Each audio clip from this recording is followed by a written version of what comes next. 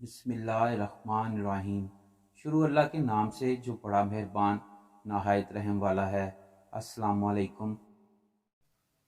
हज़रत हारस बिन निहान रहमतुल्लाह अलैह फरमाते हैं, मैं अक्सर कब्रस्तान जाया करता था। मेरा ये मामूल था, मैं वहाँ जाता, इनके लिए रहम की दुआ करता और गौर व फिक्र में मशगूल हो जाता। मैं कब्र वालों को मुखातिब करके कहता, ए कब्र वालों, दुनिया से तुम्हारा नामो निशान मिट चुका, लेकिन तुम्हारे गुनाह नहीं मिटे। तुमने बोसीदा घरों में डेरे लगा लिए, बस तुम्हारे पाँव वरम ज़दा हो गए। इसके बाद मैं कब्रिस्तान में मौजूद एक गुंबद के साए में चला जाता और वहाँ कुछ देर सस्ताने के लिए लेट जाता। वो गुंबद दरअसल एक कब्र पर बनाया गया था।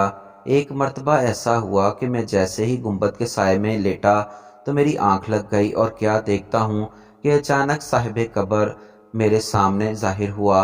इसकी गर्दन में जंजीर थी, आंखें नीली और चेहरा स्याह हो चुका था। वो कह रहा था, हाय मेरी बर्बादी, अगर दुनिया वाले मुझे देख लें तो कभी भी अल्लाह की नाफरमानी ना करें। अल्लाह की कसम, मुझसे इन लज्जात और इन खताओं से मुतल्लिक पूछा गया जिन्होंने मुझे इन जंजीरों में जकड़वाया और मुझे गर्क कर दिया। तू है कोई सुनने वाला या मेरे घर वालों को मेरी इस हालत की खबर देने वाला? आप रहमतुल्लाह अलैह फरमाते हैं, मेरी फौरन आँख खुल गई। ये हौलनाक मंजर देखकर मैं इस कदर खौफजदा हुआ कि यूं लगता था जैसे सांस रुक रहा हो। मैं जल्दी से घर पहुंचा और सारी रात यही सोचता रहा।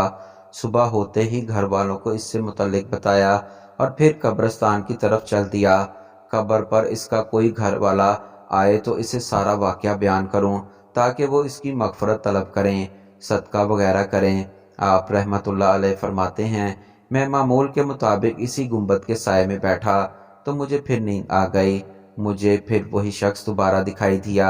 आज इसे मुंह के बल घसीटा जा रहा था और वो बुलंद आवाज से पुकार रहा था, हाय हलाकत, दुनिया में मेरे अमाल बुरे और उम्र तवील थी। मुझ पर अल्लाह सख्त नाराज है। अगर मुझ पर रहम ना किया गया और मुझे अजाब से ना बचाया गया तो मेरे लिए हलाकत बर्बादी है। ये देखना था कि मैं फिर ख्वाब से बेदार हो गया।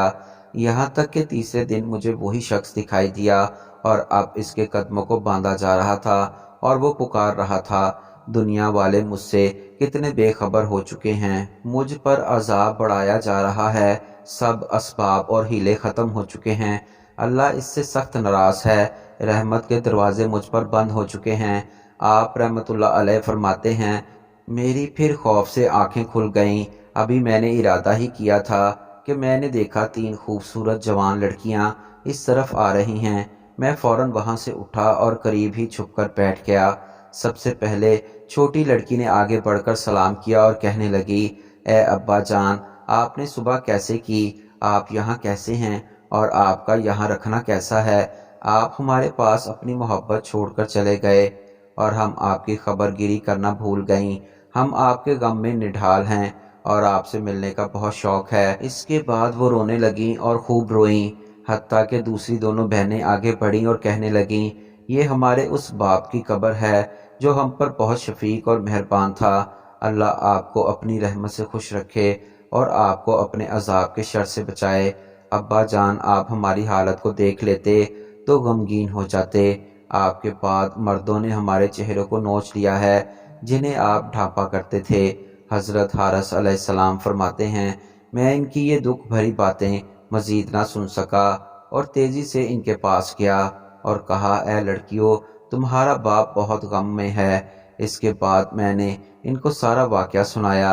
ये सुनना था कि वो मजीद गिरफ्तारी करने लगीं। वो रोती हुई घर वापस लौट गईं। मैं भी वहाँ से निकला और घर वापस आ गया।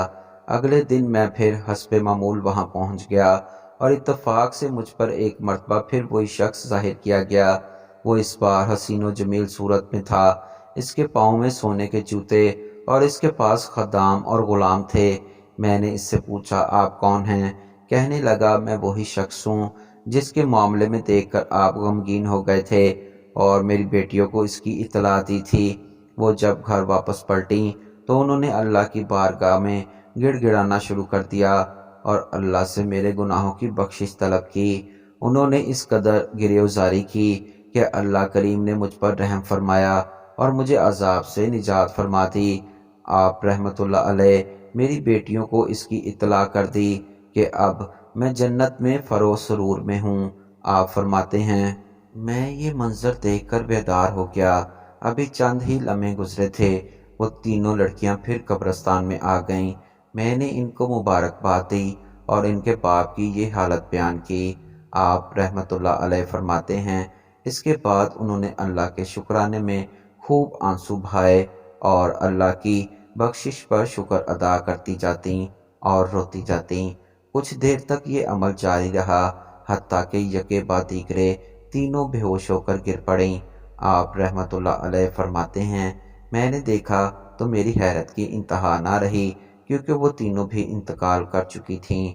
इस अजीब मंजर ने मुझे सारी ज़िंदगी ताज्जुब में मुब्तला किए रखा।